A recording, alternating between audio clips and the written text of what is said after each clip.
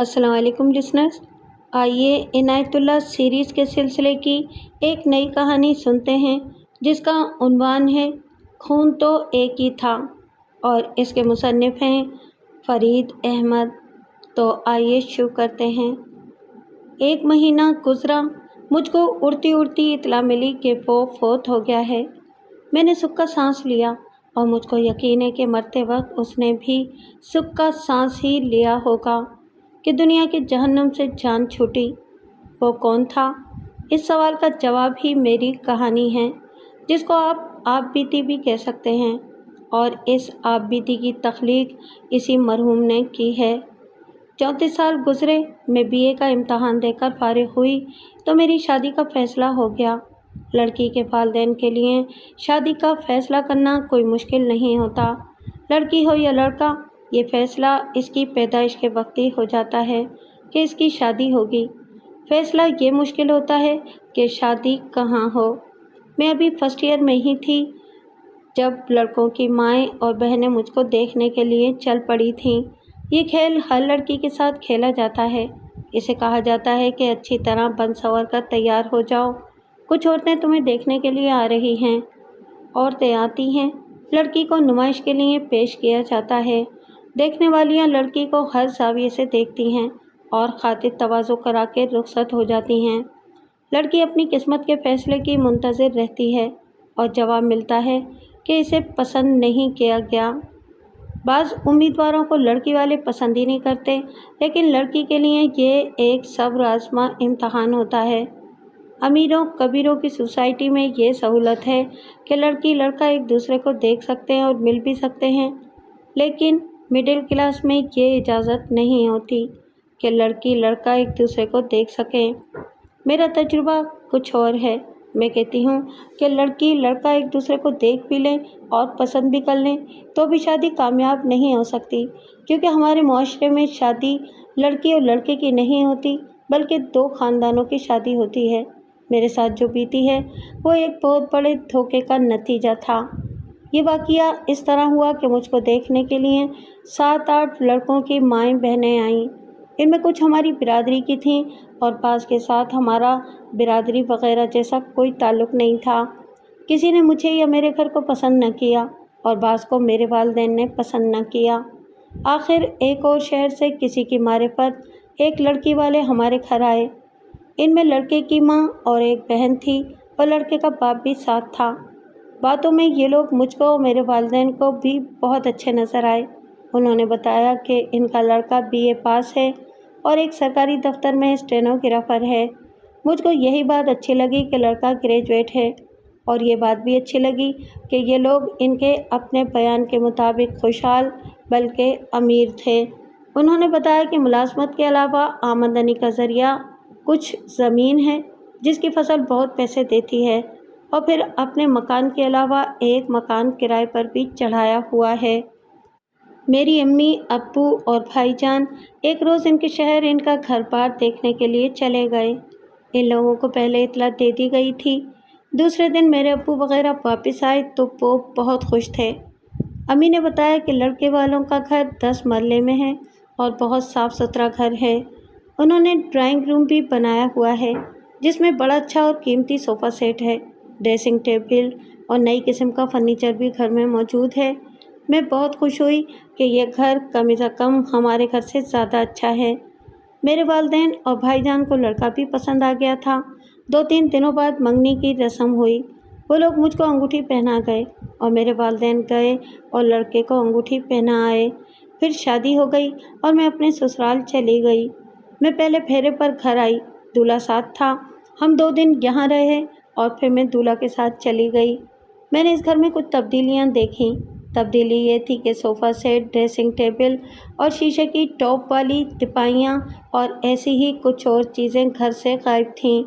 میرے پوچھے بغیر ہی میری ساس نے کہا کہ یہ صوفہ سیٹ اچھا نہیں تھا، اس لیے تبدیل کرانے کے لیے بھیج دیا ہے۔ وہ اس طرح باتیں کر رہی تھی جس طرح امیر کبھی لوگ کیا کرتے ہیں کہ گاڑی بیچتی ہے اور اب نئے ماڈل کی گاڑی خریدنی ہے۔ اس کے بعد صوفہ سیٹ تبدیل ہو کر کبھی بھی نہ آیا، نہ مجھ کو یہ پوچھنے کی ضرورت ہوئی کہ نیا صوفہ سیٹ کب آئے گا۔ میں بات مختصر کرنے کے لیے اتنا ہی کہوں گی کہ آہستہ آہستہ میرے سسرال کے پردے اٹھتے گئے اور ان کا اصلی روپ میرے سامنے آ گیا، جو یہ تھا کہ یہ تمام فرنیچر انہوں نے میرے والدین کو شادی سے پہلے دکھانے کے لیے اپنے ایک رشتہ دار سے لیا تھا۔ کچھ عرصے کے بعد میں نے یہی فرنیچر اس گھر میں دیکھا تھا جس گھر سے یہ آیا تھا۔ یہ بھی پتہ چل گیا کہ ان لوگوں کی کوئی زمین نہیں سوائے 10 محلے کے اس مکان کے جس میں وہ رہتے ہیں۔ ہر کوئی ہر کسی کا ہمدرد نہیں ہوتا، لوگ ایک دوسرے کے راز پاش کرتے رہتے ہیں اور لوگ تماشائی ہوتے ہیں۔ مجھ کو آہستہ آہستہ اپنے سسرال کی ساری اصلیت کا پتہ چل گیا۔ میں جب اڑوس پڑوس کے گھروں میں جانے لگی تو عورتوں نے بتایا کہ اس سے پہلے ان لوگوں نے ایک لڑکے کی یعنی کہ میرے خاوند کے بڑے بھائی کی شادی کی ہے۔ اس وقت بھی انہوں نے اسی طرح لڑکی والوں پر روب جمایا تھا۔ ان کا یہ بھائی الگ رہتا تھا۔ میں اس کی بیوی کے پاس کوئی زیادہ نہیں جایا کرتی تھی، پھر اس کے پاس بھی جانا شروع کر دیا۔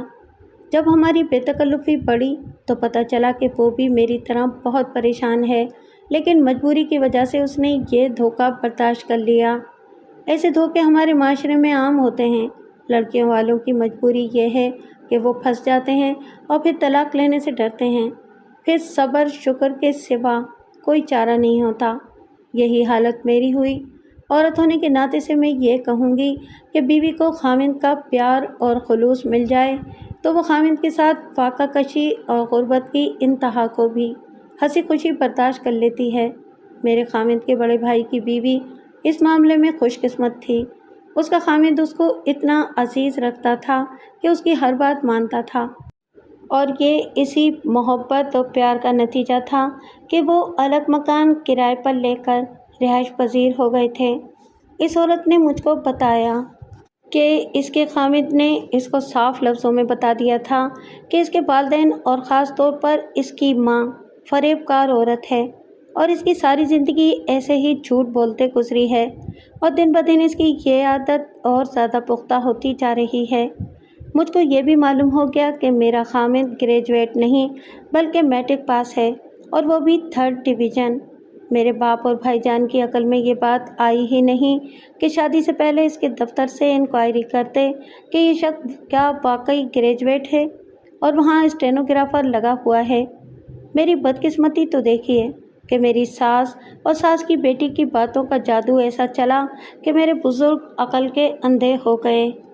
میں اتنا بڑا دھوکہ برداشت کر لیتی بشرطے کہ میرا خاوند اپنے بڑے بھائی جیسا خاوند ہوتا۔ یہاں تو یہی مثال دی جا سکتی ہے کہ بڑا بھائی اگر سفید تھا تو چھوٹا بھائی بالکل سیاہ تھا، یا اس طرح کہہ لیں کہ بڑا بھائی آسمان پر تھا اور چھوٹا بھائی زمین پر نہیں بلکہ زمین کی تہہ میں تھا۔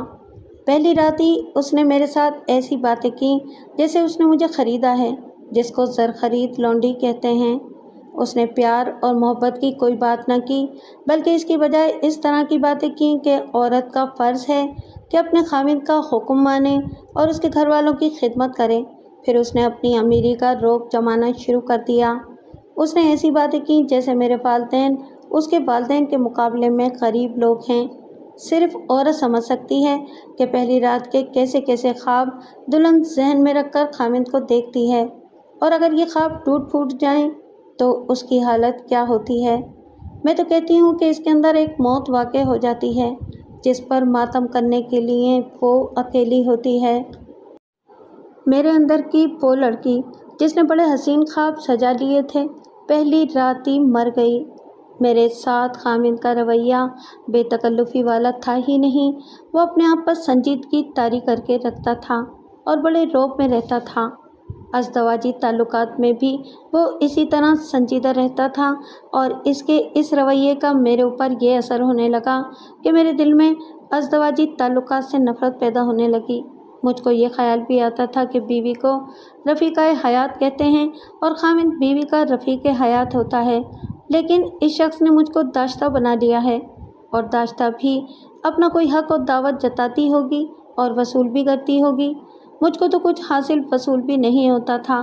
مجھ کو تو حکم ملتا تھا کہ ادھر آؤ، اور میں حکم کی پابند اپنے خاوند کے آگے جھک جاتی تھی، اور اس کے بعد وہی بیگانگی جو میں نے بیان کی ہے۔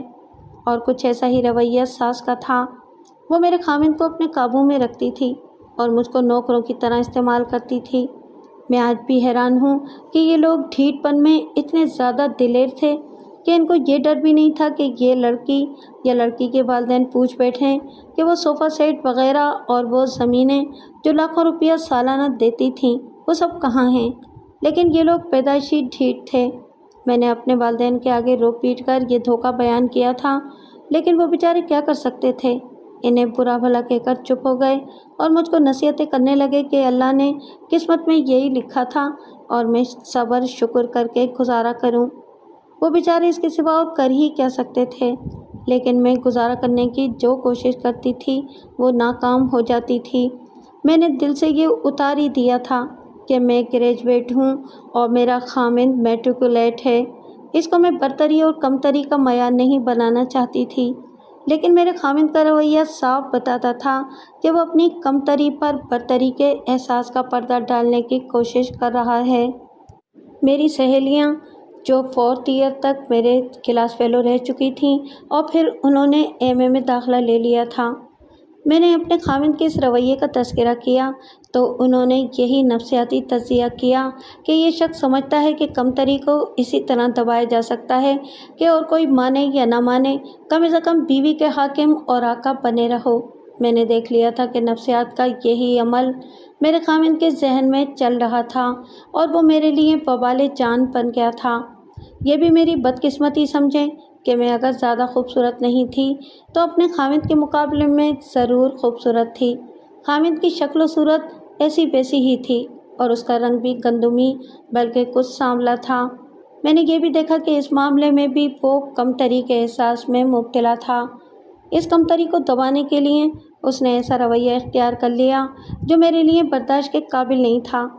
तरीका ये था कि उसने मेरे ऊपर पाबंदी लगा दी कि मैं घर से बाहर ना निकला करूं और किसी आदमी के साथ मैं बात भी ना करूं, ख़ां वो आदमी इसका सगा बाप या भाई क्यों ना हो। इनका बड़ा भाई हमारे घर आता था, मैं इसको अपना बड़ा भाई समझती थी और इसी वजह से उसके साथ ज़रा खुलकर बातें करती थी कि वो बड़ी अच्छी तबीयत का आदमी था और इसमें हंसी मजाक की आदत भी थी। लेकिन इसके जाने के बाद मुझको अपने खामिद की लानत मलामत सुननी पड़ती थी और ये ताने कि मैं इसकी बजाय इसके बड़े भाई को पसंद करती हूँ। जो वक्त गुजरता जा रहा था, खामिद की पोजीशन ये बनती जा रही थी जैसे वो मेरे ऊपर पहरे पर लगा हुआ हो और देख रहा हो कि मैं इधर उधर तो नहीं जाती। मेरे ऊपर ये जो पाबंदी लगी हुई थी कि मैं घर से बाहर ना निकला करूं, इसकी वजह ये थी कि खामिद को ये धड़का लगा रहता था कि मैं महल्ले की औरतों से मिलूंगी तो वो इन लोगों की असलियत बयान कर देंगी। खामिद को पता नहीं था कि ये राज तो खुल चुका है। 1.5-2 साल गुजर गए तो मेरा पहला बच्चा पैदा हुआ। मैंने ये 9 महीने बड़ी अज़ियत में गुजारे। ना मुझे अच्छी खुराक मिली और ना ही आराम मिला। घर के सारे कामकाज करने पड़ते थे। रिवाज के मुताबिक बच्चा पैदा होने से 1 महीने पहले मुझको मेरे वालिदैन अपने साथ अपने घर ले गए, लेकिन मेरी सास के साथ बहुत झकझक और बकबक करनी पड़ी। सास कहती थी कि 5-6 रोज़ पहले ले जाना। बहरहाल मेरी माँ मुझे ज़रा जल्दी ले गई और ज़चगी का मरहला ज़रा आराम से गुजर गया। रिवाज और उसूल के मुताबिक मुझको 40 रोज़ अपने मैके में रहना चाहिए था, लेकिन मेरे खामिद की तंग नज़री देखें कि 5-6 रोज़ बाद ही उसने आकर ये हुक्म चलाना शुरू कर दिया कि इसे अभी मेरे साथ भेजो। इस मौके पर मेरे भाईजान ने ज़रा रौब दिखाया। उन्होंने कहा कि हम लोग अब तक तुम्हें खामोशी से बर्दाश्त करते रहे हैं और कोशिश करो कि ये भरम कायम रहे। अगर ज़्यादा बकबक करोगे तो तुम लोगों को हम नंगा कर देंगे और अपनी लड़की को तुम्हारे साथ नहीं भेजेंगे। भाईजान का रौब कुछ काम कर गया। मैं छोटी छोटी बातों को तहरीर में नहीं ला रही, बस ज़रा बड़े वाक़यात बयान कर रही हूँ कि बच्चा जब बड़ा होने लगा तो अखराजात में इजाफ़ा भी हो गया। ये बात ज़रूर बताऊँगी कि मेरे खामिद ने बच्चे के मामले में ये रवैया इख्तियार कर लिया कि वो चाहता था, बल्कि ये उसका हुक्म था कि मैं बच्चे की तरफ ज़्यादा तवज्जो ना दूँ, बल्कि पहले की तरह इसकी लौंडी बनी रहूँ। ये मेरे लिए एक और तकलीफ़देह मसला पैदा हो गया। वहाँ मसला एक होता तो मैं इसका कोई इलाज करती, मसले ही मसले थे। इनको मैं मसले कह रही हूँ। मेरी ससुराल की ज़िंदगी ही यही थी जिसको आप ये कह सकते हैं कि इनकी रूटीन यानी रोज़मर्रा का मामूल ही यही था और वो इसी को कामयाब ज़िंदगी कहते थे। मेरे लिए एक मसला और पैदा हो गया था जिस पर कोई दूरअंदेश इंसान ही गौर कर सकता है। मसला ये था कि घर में पैसे की तंगी थी। पहला बच्चा पैदा हुआ तो 5-6 महीने बाद मेरा दूध ख़त्म हो गया। माँ का दूध तो अच्छी ग़िज़ा से बनता है, या उसको ज़हनी सुकून मैसर हो तो उसका जिस्म पूरी तरह काम करता है। दाल रोटी और ये अज़ियतनाक बेसुकूनी औरत को चलती फिरती लाश बना देती है। बच्चे के लिए डब्बे का दूध आने लगा जो महंगा पड़ता था। मैंने नोट किया कि मेरा खामिद और इसकी माँ मुझको मुजरिम समझ रहे हैं कि मैं बच्चे को अपना दूध नहीं पिलाती। एक बार खामिद ने मुझसे इस तरह ये बात पूछी कि तुम्हारा अपना दूध कहाँ गया है, जिस तरह कोई मालिक अपने नौकर से पूछता है कि घर की फलां चीज़ तुमने कहाँ गुम कर दी है। मैंने इसको कहा कि मुझको दूध पिलाओ ताकि मैं बच्चे को अपना दूध पिला सकूं। खामिद ने मुझको डांट दिया कि ज़बान दराजी को मैं बर्दाश्त नहीं कर सकता। इस दिन मैं भी कुछ परेशान थी। मैंने इसको खरी खरी सुना दी। इस पर हमारा झगड़ा बढ़ गया। इसकी माँ ने या मेरी सास ने अपने बेटे के हक़ में मुझको उल्टी सीधी बातें कहीं तो मैंने इसके जवाब में कुछ सख्त बातें कह दी। तुम लोग तो बहुत बड़े ज़मींदार हो, मैंने कहा। क्या तुम बच्चे को डब्बे का दूध नहीं पिला सकते? अरे जा, सास ने जवाबी हमला करते हुए कहा। मैं जानती हूँ तुम लोग कितने कुछ ज़मींदार हो। तुम्हारे माँ बाप हमारा क्या मुकाबला कर सकते हैं। मैंने ये बात इसलिए आपको सुनाई है कि आपको ये समझने में आसानी हो जाए कि ये लोग कितनी घटिया ज़हनियत के मालिक थे। मेरे सामने आने वाला वक्त था। एक बच्चा पैदा हो चुका था, मज़ीद बच्चों ने पैदा होना था। इन्हें तालीम दिलानी थी और इनकी तमाम ज़रूरियात पूरी करनी थी जो मेरे खामिद की आमदनी से पूरी नहीं हो सकती थी। इसका यही एक इलाज था कि मैं किसी दफ्तर में या किसी स्कूल में नौकरी कर लेती। खामिद ने तो क्लर्क ही रहना था। इसकी इतनी तालीम ही नहीं थी कि वो कोई इम्तहान पास करके अफसर बन जाता। लेकिन मेरे सामने रुकावट अपना खामिद ही था। वो खामिद जो मुझ पर पाबंदी आयद करता था कि इसके बड़े भाई के साथ भी बात ना करूं, वो मुझको नौकरी करने की इजाज़त कैसे दे देता। चलते कुड़ते 2 साल और पूरे नहीं गुजरे थे कि एक और बच्चा पैदा हो गया। मेरी सेहत और जिस्मानी हालत ऐसी ख़राब हो गई थी कि दूसरे बच्चे को मैं 1 महीना भी अपना दूध ना पिला सकी और इसके लिए भी डब्बे का दूध आने लगा। अभी पहला बच्चा भी डब्बे का दूध ही पी रहा था। बड़े बच्चे की ज़रूरियात भी बढ़ गई थी। अब तो बच्चे के बाप और दादी दादा के लिए जैसे मुसीबत आ गई हो। इनकी आमदनी पहले ही महदूद थी, अब अखराजात आमदनी की निस्बत ज़्यादा होते जा रहे थे। मैंने इन लोगों पर यह करम किया कि मुझे कोई छोटी मोटी तकलीफ़ हो जाती तो मैं इनको बताती ही नहीं थी। जब कभी बुखार हुआ तो भी मैंने बर्दाश्त किया या इस प्रो जैसी कोई गोली खा ली। मैं जानती थी कि मैंने इनको अपने इलाज के लिए कहा तो इनका रवैया क्या होगा। दूसरा बच्चा 5-6 महीने का हो गया तो दूध भी ज़्यादा पीने लगा, जिससे सिर्फ दूध का ही खर्च ज़्यादा हो गया। इसी बात पर आए दिन मेरी और खामिद की और कभी सास की भी झकझक होने लगी। मेरी अपनी ज़रूरियात का ये आलम था कि मैं अभी तक वो कपड़े मरम्मत कर कर के पहन रही थी जो मुझे शादी में मिले थे।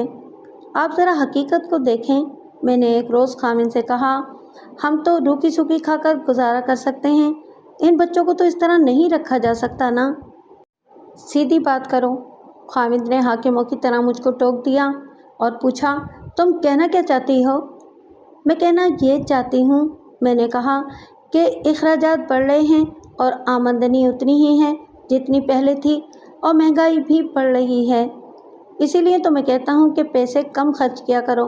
खामिद ने कहा, तुम पैसे खर्च करते वक्त कुछ सोचती ही नहीं। मैं तो जलकर राख हो गई।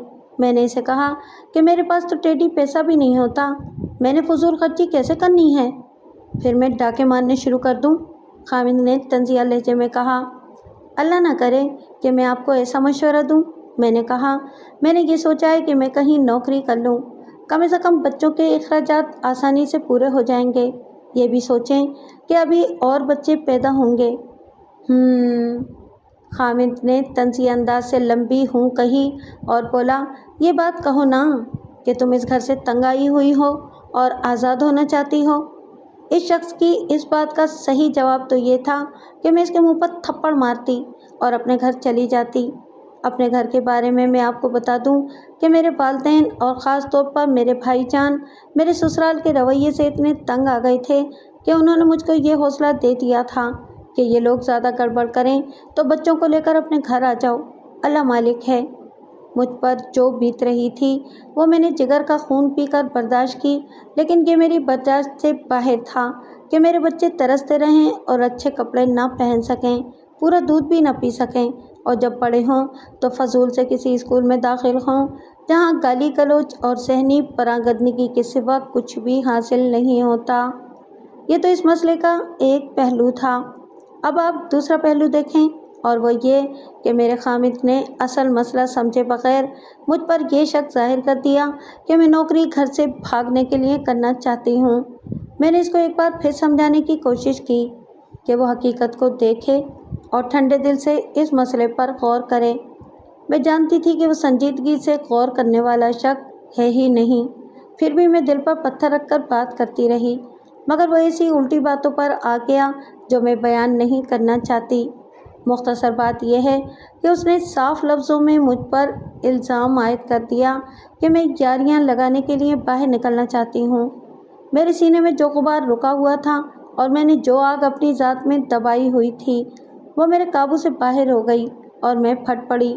मैंने इसको, और जब इसकी माँ को वो कमरे में आई तो लगी लिपटी रखे बगैर कह दिया कि तुम लोगों ने शुरू से ही हमें धोखे में रखा था, और हमारी शराफत तो देखो कि हमने बर्दाश्त किया, वरना मैं पहले दिन ही वापस चली जाती। मैंने ये अल्फाज भी कह दिए कि अंदर से तुम कंगाल हो और बाहर बाहर लैंडलॉर्ड बने फिरते हो। दुनिया जानती है कि तुम असल में हो क्या।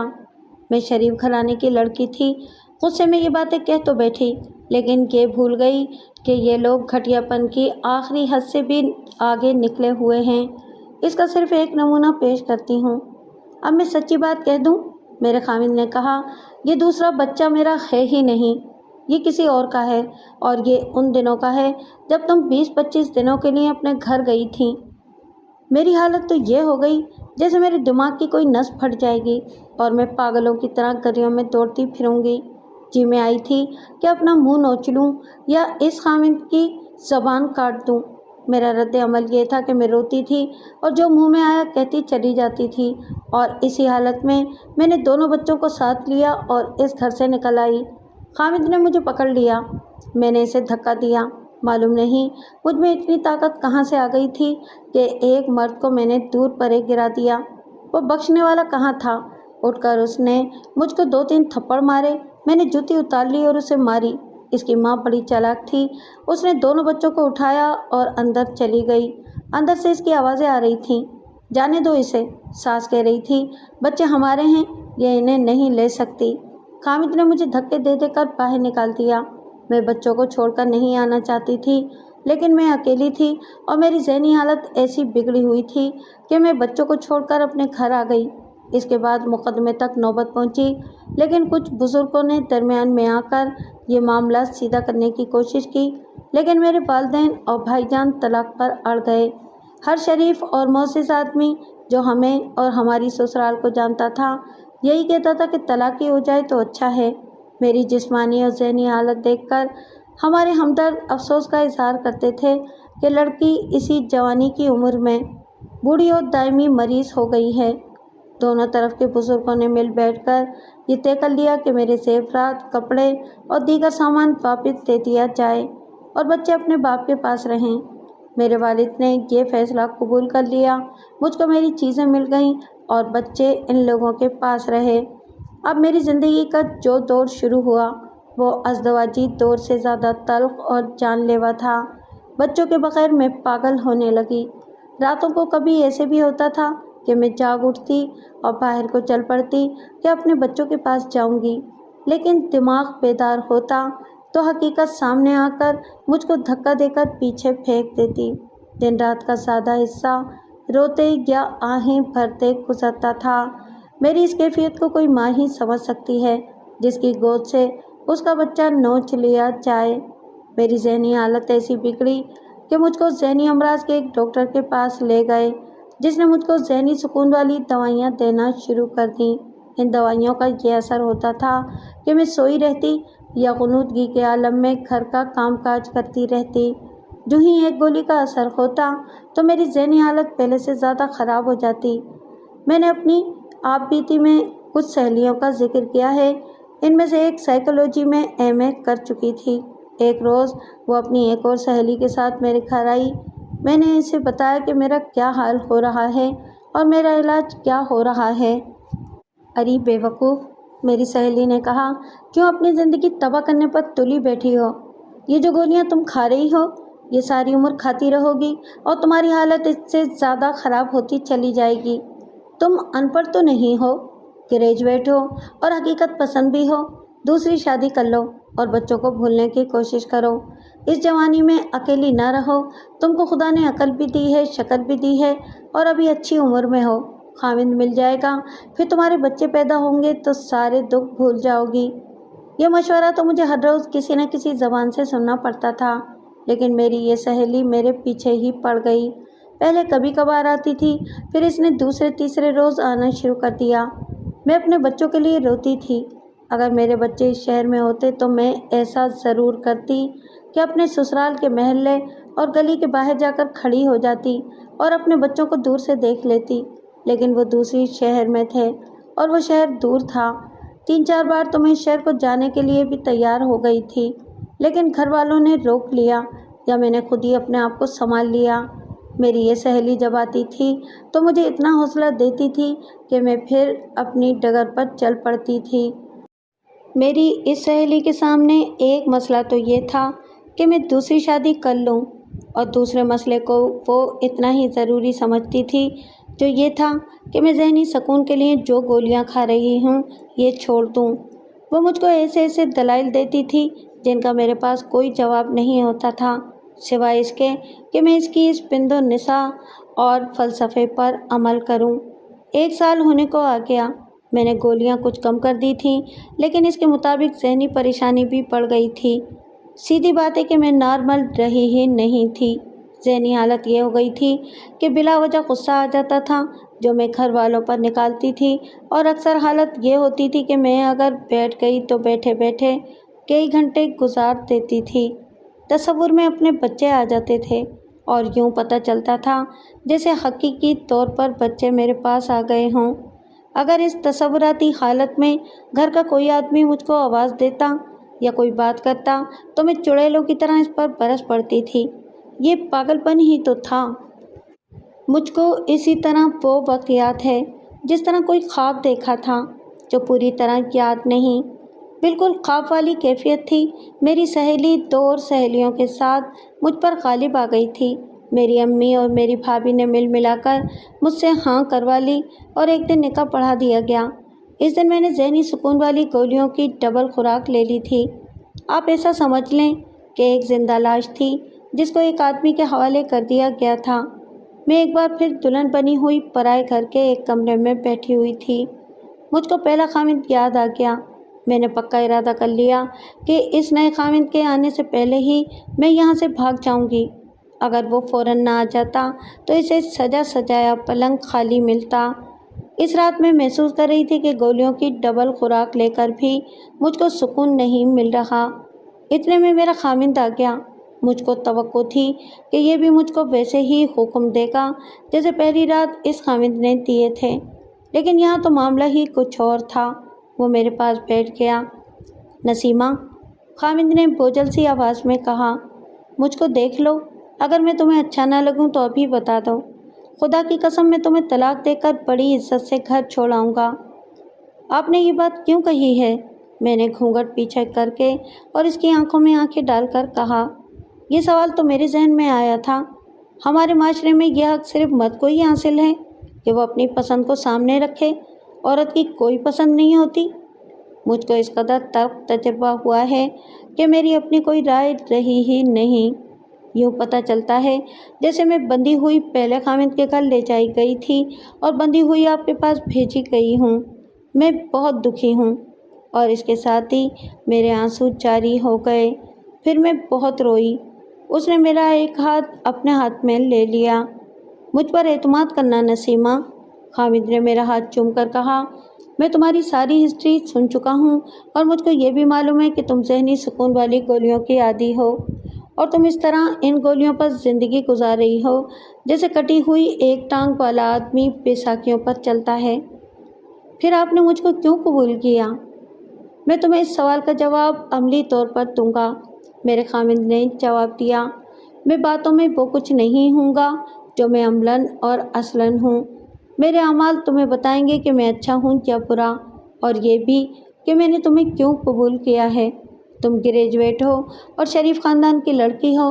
میں تمہارے کردار سے اس لیے متاثر ہوا کہ تم نے ایک انتہائی گھٹیا خامد اور اس کے خاندان کو اتنا عرصہ برداشت کیا، اور پھر میں تمہارے بزرگوں کے کردار سے اس لیے متاثر ہوا کہ انہوں نے مجھ کو تمہارے متعلق سب کچھ بتا دیا۔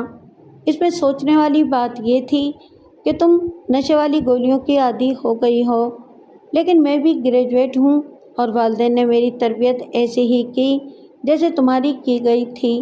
میں تم پر حکم نہیں چلاؤں گا اور میں تمہیں کبھی نہیں کہوں گا کہ یہ گولیاں چھوڑ دو۔ مجھ کو امید ہے کہ تم نے میری قدر کی تو یہ گولیاں خود ہی چھوڑ دو گی۔ اللہ کرے۔ میرے منہ سے جیسے سسکی نکلی ہو۔ میں نے کہا، آپ نے بھی شاید شادی کی تھی؟ میں نے آپ کے بارے میں کچھ جاننے کی کوشش ہی نہیں کی۔ ہاں نسیمہ، اس نے کہا، میں نے شادی کی تھی۔ تمہاری جان تو 4 سال بعد چھوٹی تھی، لیکن میں نے 1 سال بھی پورا نہیں ہونے دیا تھا اور جان چھڑا لی تھی۔ بیوی اچھی نہیں تھی؟ شکل و صورت کی تو بہت اچھی تھی، اس نے جواب دیا، لیکن اس کا جسم میرے حصے میں آیا تھا۔ وہ اپنا دل کسی اور کو دے آئی تھی۔ وہ کسی اور کے ساتھ شادی کرنے کی قسم کھا بیٹھی تھی اور اس کے ساتھ اس نے میل ملاپ جاری رکھا اور میرے ساتھ بے وفائی کرتی رہی۔ میں نے اسے روکا، لیکن وہ شیطان لڑکی تھی۔ یہ نہ سمجھنا کہ میں اس کو ویسے ہی بدنام کر رہا ہوں۔ میں تمہیں اس کا محلہ بتا دیتا ہوں، تم خود انکوائری کر لو۔ کوئی ایک بھی آدمی کہتے کہ لڑکی شریف تھی تو بے شک مجھ سے علیحدگی اختیار کر لینا۔ وہ میرے ساتھ یوں باتیں کر رہا تھا جیسے وہ 2 بے تکلف دوست بات کرتے ہیں۔ اس نے مجھ کو بولنے کا اتنا زیادہ موقع دیا کہ میں نے اپنے دل کا غبار ہلکا کر لیا، اور یہ شخص مجھ کو اپنی اس سہیلی جیسا پیارا لگنے لگا جو میرے پیچھے پڑ گئی تھی کہ میں دوسری شادی کر لوں۔ میں نے اس کو بتایا کہ مجھ کو صرف ایک غم کھا رہا ہے، اور یہ غم اپنے 2 معصوم بچوں کا ہے۔ بچے تمہیں میں دوں گا، اس نے کہا۔ اللہ بچے دے گا۔ مجھ سے تمہیں اتنا پیار اور اتنا خلوص ملے گا کہ تم خود محسوس کرو گی کہ تمہیں میرے وجود میں اپنے دونوں بچے مل گئے ہیں۔ وہ رات باتیں کرتے کرتے گزر گئی۔ خدا گواہ ہے کہ مجھ کو یاد ہی نہیں رہا کہ رات کو ایک گولی لینی تھی۔ صبح اس کی ماں اور 2 بہنوں نے مجھے کمرے سے نکالا اور بڑے پیار سے ناشتے پر بٹھایا۔ انہوں نے اتنے پیار اور احترام سے مجھے اپنے ساتھ لگا لیا کہ میں اپنے آپ کو اس گھر کی فرد سمجھنے لگی۔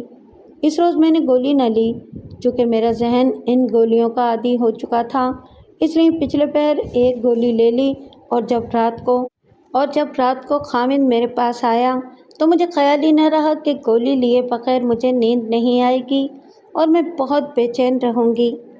ایک وہ خامد تھا کہ میں دعا کرتی تھی کہ میرے کمرے میں نہ ہی آئے اور کسی اور کمرے میں سو جائے، اور ایک یہ خامد کہ میں دعا کرنے لگی کہ یہ جلدی مجھ کو کہے کہ آؤ اپنے بیڈ روم میں چلیں۔ خامد کے خلوص و پیار نے میری ذہنی اور جذباتی حالت سنبھال لی۔ بچے تو یاد آتے رہے، لیکن اس یاد میں وہ پہلی والی جو اذیت ہوتی تھی وہ ختم ہو گئی۔ میں کہتی ہوں کہ انسان کیسا ہی پتھر کیوں نہ ہو، پیار اسے موم کر لیتا ہے۔ میں نے پہلی بار محسوس کیا کہ ماں باپ کے گھر سے نکل کر میرے لیے پیار ختم ہو گیا تھا، اور میں ریگستان میں پا پیادہ پانی کے بغیر 4 لمبے لمبے سال چلتی رہی ہوں۔ دوسرے خامد سے پیار ملا تو میں نے محسوس کیا جیسے میں قبر سے نکل آئی ہوں۔ میں نے آپ کو اپنے جذبات میں الجھا لیا ہے۔ میں آپ کو اور زیادہ بور نہیں کروں گی۔ 1 سال اور 3-4 مہینے گزرے تو میں نے اس خامد کے پہلے بچے کو جنم دیا۔ یہ لڑکی تھی۔ میرے آنسو نکل آئے۔ خیال یہ آ گیا تھا کہ اس بیچاری کی قسمت بھی مجھ جیسی ہوگی۔ بہرحال اللہ کی دین تھی اور یہ میری اپنی بچی تھی۔ میں نے اسے بہت چوما اور میں بہت روئی۔ مجھ کو اپنے دونوں بچے یاد آ گئے تھے۔ हमारा अगला बच्चा 3.5 साल बाद पैदा हुआ। ये लड़का था और मैं बहुत खुश थी। मेरी गोलियों वाली आदत अज़दवाजी ज़िंदगी के पहले ही 2-3 महीनों में ख़त्म हो गई थी। इसके बाद मुझ पर जो नशा तारी रहने लगा वो खामिद के प्यार का था और अब खुदा ने 2 बच्चे भी दे दिए। लेकिन मैं पहले बच्चों को कोशिश के बावजूद ना भूल सकी। यहाँ मैं एक ख़ास बात कहना चाहती हूँ और वो ये कि जब मैं इन बच्चों की याद से बहुत उदास हो जाती थी तो मेरे मुंह से ये अल्फाज निकलते थे कि अल्लाह मुझे वो दोनों बच्चे वापस दे देगा। इसी मोहल्ले में जिसमें मेरी ससुराल वाले रहते थे, एक बूढ़ी औरत भी रहती थी जो कभी कभी मेरे घर में भी आया करती थी। एक रोज़ उसके साथ मैंने अपने पहले बच्चों का तज़किरा किया तो उसने भी यही अल्फाज कहे कि अल्लाह तुम्हें वो दोनों बच्चे वापस दे देगा। ये ख्याल रखें कि मेरी दूसरी शादी मेरे अपने ही शहर के एक दूर दराज मोहल्ले में हुई थी और ये बुढ़िया इसी मोहल्ले की रहने वाली थी। बेवा थी, ज़्यादा वक्त इबादत और दुरूद व वजीफ़ों में गुजारती थी। इतनी प्यारी बातें करती थी कि मेरा दिल जब उदास होता तो मैं इसके पास चली जाया करती थी। मुख्तसर ये कि जब मेरी बच्ची बड़ी होकर हर क्लास में अच्छे नंबर लेती हुई कॉलेज में दाखिल हुई, उस वक्त मेरा बेटा 8वीं जमात में था। इसके 6 साल बाद एक और लड़का पैदा हुआ था और वो अब पहली जमातों में था। मेरी बेटी कॉलेज जाती रही, वो पढ़ने में बहुत अच्छी थी। मैंने अपनी बेटी को अपने साथ सहेलियों की तरह बेतकल्लुफ़ रखा हुआ था। वो मुझे बताती थी कि कॉलेज के बाहर लड़के स्कूटर लिए खड़े होते हैं और लड़कियों को लिफ्ट की ऑफ़र करते हैं। वो ये बातें हंस हंस कर सुनाया करती थी और मैं इसे बताती रहती थी कि हमारे नौजवान क्यों और किस तरह गुमराह होते हैं और जो लड़की इनकी जाल में आ जाती है उसका अंजाम क्या होता है। बेटी ने एक रोज़ मुझको बताया कि दूसरे तीसरे दिन एक नौजवान इसके पीछे पीछे चल पड़ता है और फजूल बातें करता है। मैंने बेटी को कहा कि वो इसकी तरफ तवज्जो ही न दे, लेकिन इससे मेरी तसल्ली न हुई। मुझको मालूम था कि ये लड़के कैसी कैसी हरकतें करते हैं और लड़कियों पर कैसे कैसे जाल फेंकते हैं। मैंने बेटी को कहा कि अपने अब्बा को ना बताना। मैंने ये बात सोच समझ कर कही थी। ये शरीफ आदमी हैं, कहीं ऐसा ना हो कि गुस्से में इस नौजवान के गले पड़ जाएं और वो 2-3 लड़के इनकी मार पिटाई करें। मैंने ये सोचा कि अगर लड़की ने ये शिकायत फिर की तो मैं इसकी छुट्टी के वक्त ख़ुद कॉलेज चली जाऊंगी और 2-3 आदमियों को इकट्ठा करके इन्हें बताऊंगी कि ये लड़का मेरी बेटी को रोज़ तंग करता है। एक रोज़ बेटी घर आई तो इसने बड़ा अजीब वाक़या सुनाया।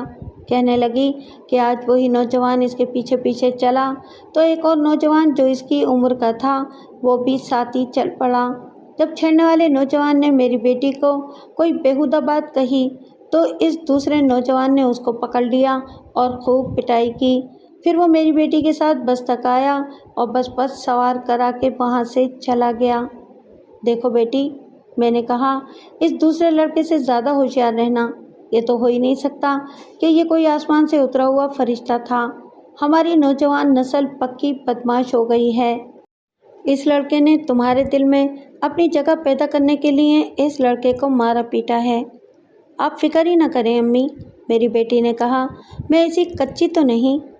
अगर मैं ऐसी होती तो आपको ये बातें न सुनाती, दूसरी लड़कियों की तरह किसी लड़के के साथ दोस्ती कर लेती। अपनी बेटी के इखलाक के बारे में मुझको पूरी तसल्ली थी, लेकिन ये तसल्ली नहीं थी कि मेरी बेटी साबित कदम रह सकेगी। उसने अगले रोज़ मुझको बताया कि जिस लड़के ने दूसरे लड़के को मारा था वो आज भी कॉलेज के बाहर खड़ा था। मेरी बेटी जब कॉलेज से निकली तो वो कुछ फासला रखकर उसके पीछे पीछे आया। बेटी बस में सवार हुई तो वो चला गया। मेरी बेटी मुसलसल 4 रोज़ मुझको यही खबर सुनाती रही। मैंने इससे पूछा कि ये लड़का कोई बात करता है। बेटी ने बताया कि अभी तक तो उसने कोई बात नहीं की, बस इतनी ही करता है कि पीछे पीछे और कुछ दूर चलता है और जब बेटी बस में सवार हो जाती है तो वो वहाँ से हटता है। अगर बस का इंतज़ार करना पड़े तो वो दूर खड़ा रहता है। मैंने फ़ैसला कर लिया कि अगले रोज़ बेटी के छुट्टी के वक्त वहाँ जाऊँगी और इस लड़के को पहले खुद शर्मसार करूँगी। फिर भी इसने पीछा न छोड़ा तो कोई बंदोबस्त करूँगी। अगर मेरा कोई बेटा जवान होता तो वो इस मामले को संभाल लेता। मैं अपने खामिद को वहाँ भेजने से गुरेज कर रही थी। मैं नहीं चाहती थी कि ये ओछे और आवारा लड़के इनकी बेइज्जती कर दें। मैं अगले रोज़ कॉलेज के बाहर जाकर खड़ी हो गई। लड़कियां बाहर निकलने लगीं तो मैंने 4-5 आवारा नौजवान देखे जो एक एक लड़की के पीछे हो गए। मेरी बेटी निकली तो मैंने इसको इशारा किया कि वो बस स्टॉप की तरफ चले। वो उधर जाने लगी तो एक नौजवान जो खामोश खड़ा था इसके पीछे पीछे चल पड़ा। मैं इसकी तरफ तेज तेज चली और अपनी बेटी को आवाज़ दी। उसने बताया कि ये लड़का इसके पीछे आता है। मैंने इस लड़के को रोक लिया। क्यों बेटा? मैंने इसको कहा, तुम मेरी बेटी के पीछे क्यों पड़ गए हो? कोई अपने जैसी देखो। ये शरीफ ख़ानदान की बेटी है और आज मैं इसकी शिकायत पर आई हूँ। होना तो ये चाहिए था कि तुम जैसे नौजवान इन लड़कियों को अपनी बहनें समझें और इनकी इज्जत की हिफाजत करें, लेकिन तुम तो उल्टा काम कर रहे हो। मैंने देखा कि ये नौजवान जो बज़ाहिर बड़ा ही प्यारा था, चुपचाप मेरी बात सुन रहा था और मैं डर रही थी कि खुदा जाने ये कैसा जवाबी हमला करेगा। आंटी, वो बोला, आप इससे पूछे कि मैंने इसकी इज्जत की है या नहीं। मैं क्या करता हूँ, कॉलेज के गेट से बस स्टॉप तक इसके पीछे रहता हूँ और जब ये बस में सवार होती है तो मैं यहाँ से चला जाता हूँ। इससे पूछो कि एक लड़का इसको किस तरह तंग करता था और मैंने इस लड़के का क्या हाल कर दिया था। और फिर इससे पूछो कि मैंने इसके साथ बात भी की है। नहीं की। मैं सिर्फ इसलिए आता हूँ कि वो लड़का फिर इसे तंग ना करे। 2-3 दिन और आऊँगा, फिर मुझे तसल्ली हो जाएगी और मैं हमेशा के लिए यहाँ से गायब हो जाऊँगा। इस लड़के को फिर तो कभी मैंने देखा ही नहीं, मेरी बेटी ने कहा। वो अब कभी नहीं आएगा, लड़के ने कहा। लेकिन ये बताओ बेटा, मैंने से पूछा, मेरी बेटी के साथ तुम्हें इतनी हमदर्दी क्यों है? मालूम नहीं आंटी, लड़के ने कहा। आप मुझको मुजरिम समझ रही हैं, इसलिए आप मेरी बात पर एतबार नहीं करेंगी। मैं आपको अपने बारे में साफ बता देता हूँ कि मैं शरीफ लड़का नहीं हूँ। मेरे महल्ले वालों से पूछना, वो आपको बताएंगे कि मैं क्या हूँ। मैंने बदमाशी में शोहरत हासिल की है। मेरा छोटा भाई भी मुझ जैसा है। हम तो ज़रा सी बात पर दूसरों के गले पड़ जाते हैं। मैं खुद यहाँ किसी लड़की को फांसने के लिए ही आया था। आपको मेरी बात बुरी तो लगेगी, लेकिन मैं दिल की बात कहने से कभी डरा नहीं। आपकी बेटी को मैंने देखा तो मुझको फ़ौरन ये ख्याल आया कि ये तो किसी बड़े ही शरीफ ख़ानदान की लड़की है। हम बदमाश टाइप लड़के लड़कियों के स्टाइल देखकर ही समझ जाते हैं कि ये लड़की हाथ आएगी और फलां लड़की शर्मो हया वाली है। मुझको आपकी बेटी कुछ ऐसी ही लगी और मैंने अपने दिल में कहा, मुख्तार, इस लड़की की या तो तुम हिफाजत करो या ये करो कि इसको छेड़ना नहीं। मैंने 2 दिन बाद देखा कि वो हरामज़ादा इसको छेड़ता था। फिर एक रोज़ मैंने इसको फेंटी लगा दी। तुम्हारा नाम मुख्तार है? मैंने पूछा। हाँ आंटी, उसने जवाब दिया। मेरी आबादी में मेरा नाम मुख्तारा बॉक्सर मशहूर है, क्योंकि मैं जिसको भी फेंटी लगाता हूँ इसको 2 मुक्के मारता हूँ, एक पेट में और दूसरा मुंह पर। इसके बाद इस शख्स में लड़ने की हिम्मत नहीं रहती। मेरी हंसी निकल गई। ये लड़का मुझको बड़ा ही अच्छा लगा, लेकिन जब ये अपने मुंह से कहता था कि मैं आवारा और बदमाश हूँ तो मेरे दिल को बड़ी तकलीफ़ होती थी। और इसके साथ ही ये ख़तरा भी नज़र आता था कि एक न एक दिन ये मेरी बेटी को जाल में ले लेगा और इसके बाद जो कुछ होगा मुझको मालूम था। कहाँ रहते हो? मैंने पूछा। उसने एक और ही शहर का नाम लिया और बताया कि वो वहाँ का रहने वाला है और इसके बाप की ट्रांसफ़र इसी शहर में हो गई है। तुम्हारे अब्बू का क्या नाम है? मैंने कुछ सोचकर पूछा, वरना ये पूछने की कोई ज़रूरत नहीं थी। उसने जब अपने अब्बू का नाम बताया तो मुझे इस तरह झटका सा महसूस हुआ जिस तरह बिजली की नंगी तार को हाथ लगाने से होता है। ऐसा झटका तो मैंने उस वक्त भी महसूस किया था जब इस लड़के ने अपना नाम मुख्तार बताया था। मेरे पहले खामिन से जो बड़ा बेटा हुआ था उसका नाम मुख्तार था। मैंने उससे पूछा कि इस शहर के कौन से महल्ले में इनका मकान है। उसने जब महल्ले का नाम लिया तो मैंने इसकी दादी और दादे का नाम लेकर पूछा कि क्या यही इनके नाम हैं। हाँ आंटी, उसने कहा, आप तो इन्हें जानती हैं। मैं शायद तुम्हारे बाप को भी जानती हूँ, मैंने कहा और पूछा कि वो फलां महकमे में मुलाजिम हैं। हाँ आंटी, उसने जवाब दिया। क्या तुम्हारी माँ सौतेली है? मैंने पूछा। हाँ आंटी, इसने पूछा। आप हमारे सारे ख़ानदान को किस तरह जानती हैं? मैं इस तरह लड़के पर झपटी जिस तरह चील मुर्गी के चूजे पर झपटती है। मैंने इसको अपने बाजुओं में ले लिया और उसके सर और गालों को यूं बेताबी से चूमने लगी जैसे इसे चूम चूम कर ख़त्म कर दूंगी। वो मेरा पहला बेटा था। क्या बात है आंटी? उसने मेरे बाजुओं के शिकंजे में तड़पते हुए पूछा। तुमने इस लड़की की हिफाजत ही करनी थी, मैंने सिसकियाँ लेते हुए कहा, क्योंकि ये तुम्हारी बहन है। फ़र्क सिर्फ ये है कि तुम्हारा बाप कोई और इसका बाप कोई और है, और तुम दोनों की माँ मैं हूँ। वो हैरान और परेशान होकर मेरे मुंह की तरफ देख रहा था। मैंने एक बार फिर इसे गले लगा लिया। मेरा पागलपन राह जाते लोगों के लिए तमाशा बन गया। मैं मुख्तार को अलग ले गई और उसे राज़ी कर लिया कि वो मेरे साथ चले। घर ले जाकर मैंने इसको अपनी बेटी के साथ खाना खिलाया। फिर इससे इसके घर की बातें पूछी तो कोई शक ही न रहा कि ये मेरा मुख्तियार है। मैंने जब इससे पूछा कि इसकी ज़िंदगी किस तरह गुजरी है तो उसने पहले बड़ी लंबी आ भरी, फिर उसने मेरी तरफ देखा और देखते ही देखते इसकी आंखों से आंसू बहने लगे, और फिर वो ऐसा रोया कि उसने सर मेरी गोद में फेंक दिया और हिचकियाँ लेने लगा। मैंने इसको फिर अपने बाजुओं में ले लिया। खुदा गवाह है कि ऐसे लग रहा था जैसे ये अभी 3 साल का बच्चा है और कहीं गुम हो गया था और अब मुझको मिल गया है। माँ की ममता का बयान करूँ तो अच्छा है। अगर मैंने अपने उस वक्त के जज्बात का बयान शुरू कर दिया तो फिर बात बहुत ही लंबी हो जाएगी। मैंने जो बात सुनानी थी वो तो सुना ही दी है, और वो ये कि खून किस तरह अपने आप को पहचानता है। मुख्तार ने अपनी ज़बान से एतराफ़ किया कि वो शरीफ लड़का नहीं और पक्का बदमाश है, लेकिन ना जानते हुए भी कि ये मेरी बेटी इसकी बहन है, इसके दिल ने इसको मजबूर कर दिया कि इस लड़की की इज़्ज़त की हिफाजत करनी है। मैंने जब इस लड़के का अपनी बहन के साथ ये रवैया देखा तो मुझको अल्लाह याद आया, और मैंने कहा, या अल्लाह तेरी ये कुदरत और हमारी ये ज़िल्लत कि तेरी ज़ात की बरतरी को खातिर में लाते ही नहीं। अम्मी जान, मुख्तार ने सिसकियाँ लेते हुए कहा, मुझको अपने पास रख लें, मैं अपनी बहन के साथ रहूँगा। पहले ये बताओ, मैंने पहले छोटे बेटे के बारे में पूछा, आबिद किस हाल में है? मेरा हाल देख लें अम्मी, मुख्तार ने बताया। देखने में माशाअल्लाह तंदुरुस्त है, हर लिहाज से ठीक ठाक है, लेकिन इसकी इखलाकी हालत भी मुझ जैसी है। हम दोनों भाइयों में बहुत प्यार है, लेकिन हमारी शोहरत बदमाशों वाली है, किसी को हम सर नहीं उठाने देते। क्या तुम्हारे माँ बाप ने तुम्हारी तरबियत नहीं की? मैंने पूछा। तुम्हारी सौतेली माँ कैसी है? अगर वो माँ होती तो भला हमारी हालत ऐसी होती? मुख्तार ने कहा, हम दोनों भाई तो घर के नौकर हैं। और तुम्हारे बाप का रवैया तुम्हारे साथ कैसा है? मैं कहना तो ये चाहता हूँ कि हमारा बाप उल्लू का पट्ठा है, मुख्तार ने कहा, लेकिन आखिर बाप है, इसलिए मैं ये कहूँगा कि वो अल्लाह की गाय है और हमारी सौतेली माँ उसको नौकरों की तरह नचाती है। इसका घर में कोई अमल दखल ही नहीं।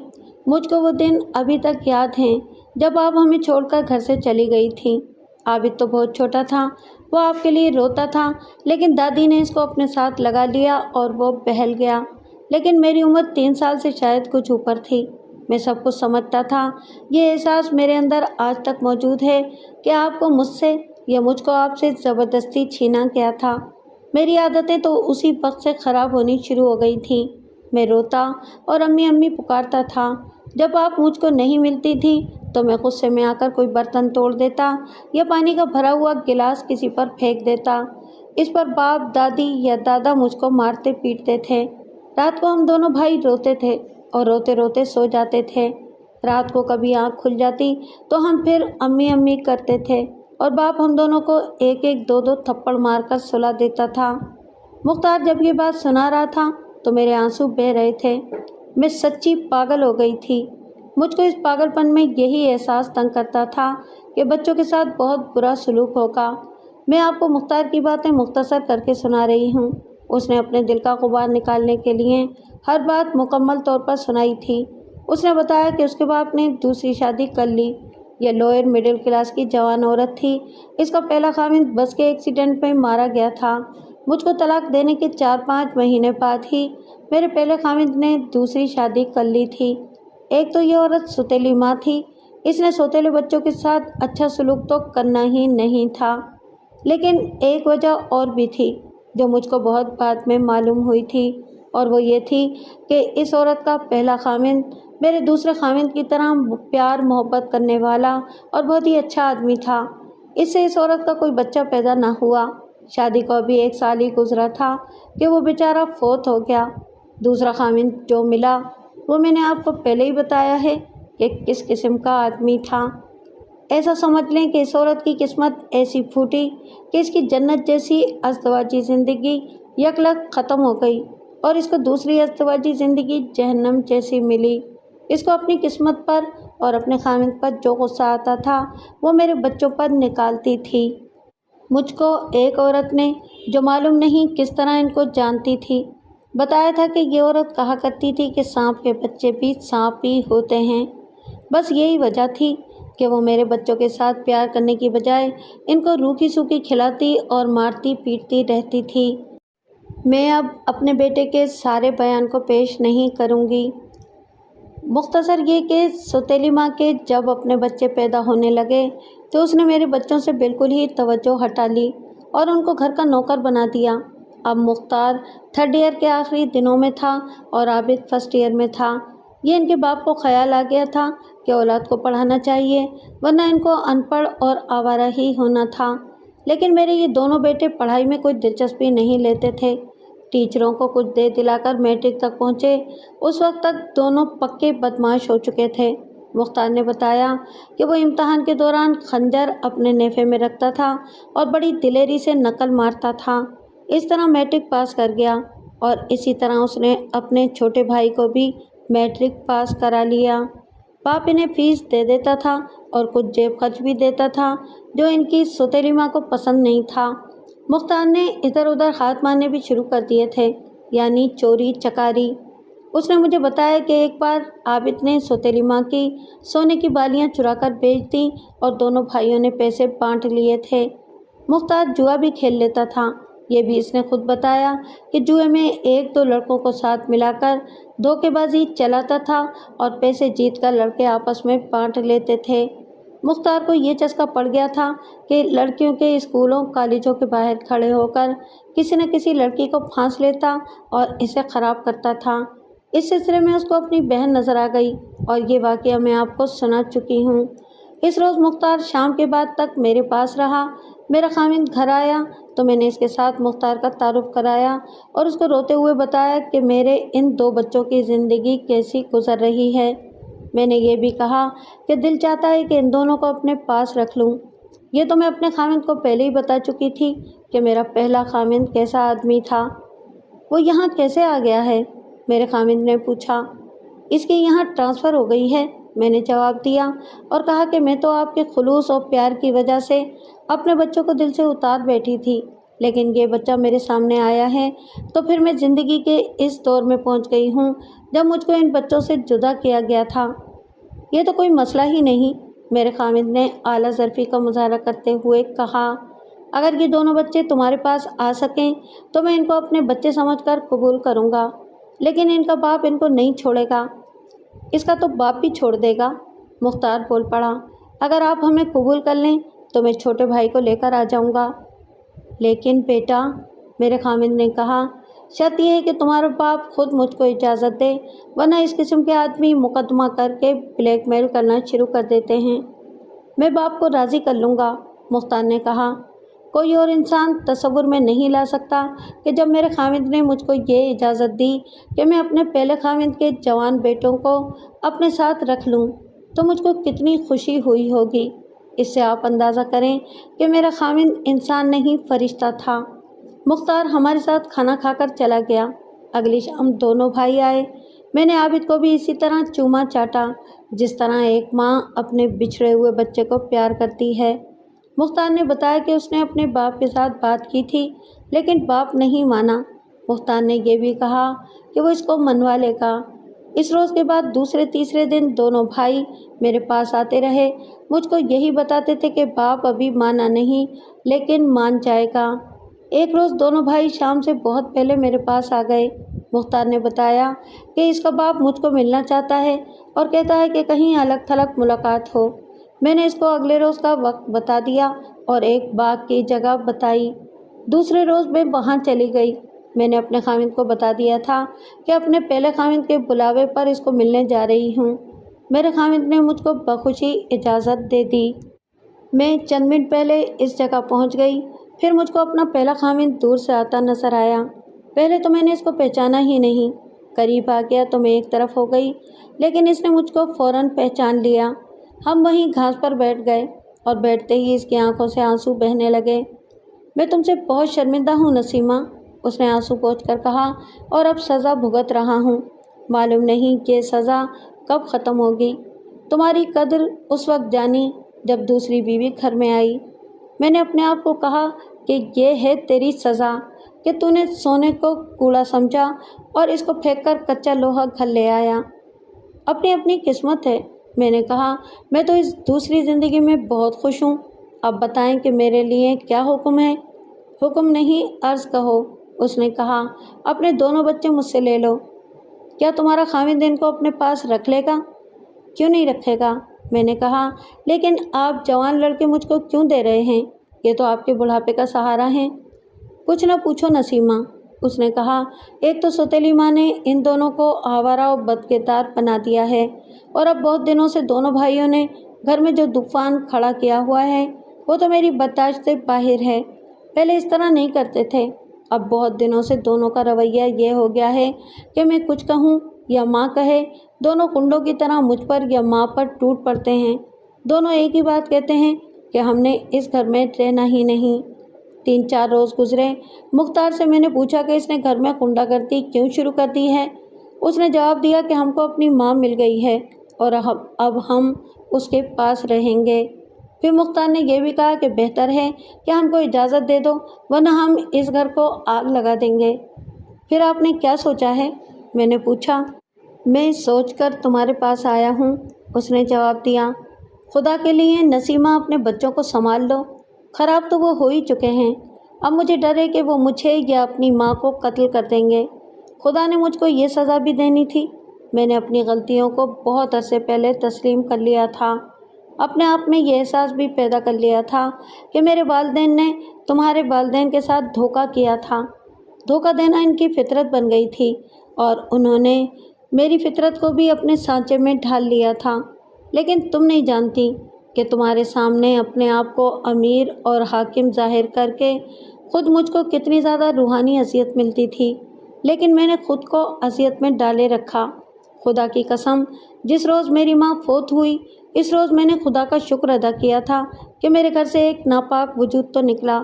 والد صاحب بھی فوت ہو گئے ہیں، میں شاید اپنی عادتیں بدل ہی لیتا، لیکن دوسری بیوی نے میرا برا حال کر دیا کہ میرے ہوش ہی اڑ گئے۔ آپ بچوں کی بات کر رہے تھے، میں نے کہا۔ ہاں نسیمہ، اس نے کہا، میں دونوں بیٹے تمہارے حوالے کرنا چاہتا ہوں۔ اگر تمہیں اپنے بیٹوں کے مستقبل کے ساتھ ہمدردی ہے تو ان کو سنبھال لو، ورنہ ایک دن سنو گی کہ تمہارے دونوں بیٹے جیل میں پہنچ گئے ہیں۔ مجھ کو ان بیٹوں کا غم کھا رہا ہے۔ انہیں بھیج دیں، میں نے کہا، پھر کبھی انہی بیٹوں کو آ کر دیکھنا۔ اللہ نے کرم کیا تو تم انہیں پہچان نہیں سکو گے۔ یہ طے کر کے ہم دونوں اپنے اپنے گھر چلے گئے۔ اگلے روز میرے دونوں بیٹے اپنے سامان کے ساتھ میرے پاس آ گئے۔ میرے خاوند نے خندہ پیشانی سے ان کا استقبال کیا۔ اس وقت میری اولاد ایک یہ بیٹی تھی جو ماں اور بیٹوں کے ملاپ کا ذریعہ بنی، اور اس سے 3 سال چھوٹا ایک بیٹا تھا۔ اس کے بعد اللہ نے مجھ کو ایک بیٹا اور بیٹی دی، لیکن میرے 4 بیٹے ہو گئے تھے۔ آپ سن کر شاید حیران ہوں کہ میرے یہ دونوں بیٹے جب میرے پاس آئے اور میرے گھر میں رہنے لگے تو مجھ کو اور میرے خاوند کو یقین نہیں آتا تھا کہ یہ لڑکے کنڈے اور بدماش بن گئے تھے۔ بہرحال میں نے اور میرے خاوند نے ان کی تربیت پر خاص توجہ رکھی۔ میرے خاوند کی ہمیشہ خواہش رہی کہ نوکری کے بجائے کاروبار کیا جائے۔ اب اسے 2 جوان بیٹے مل گئے تو اس نے ایک دکان کا انتظام کر لیا۔ اسے وہ جنرل اسٹور بنانا چاہتا تھا۔ مختار نے BA کر لی، عابد نے FA کر لی، تو میرے خاوند نے ادھر ادھر سے قرضہ لے کر جنرل اسٹور کھول دیا۔ آج اللہ کے فضل و کرم سے یہ جنرل اسٹور بیکری بھی بن چکا ہے۔ میرا پہلا خاوند اس ملاقات کے بعد مجھ کو کبھی بھی نہ ملا۔ میرے دل میں تو ایسی خواہش تھی ہی نہیں کہ وہ مجھ کو ملے۔ 3-4 مہینے پہلے کی بات ہے کہ کسی نے بتایا کہ میرا پہلا خاوند فوت ہو گیا ہے۔ میں اور میرا خاوند بوڑھے ہو چکے ہیں، لیکن میرے 3 بیٹوں نے ہمیں بڑھاپے میں جوان کر دیا ہے۔ ہم نے سب کی شادیاں کر دی ہیں۔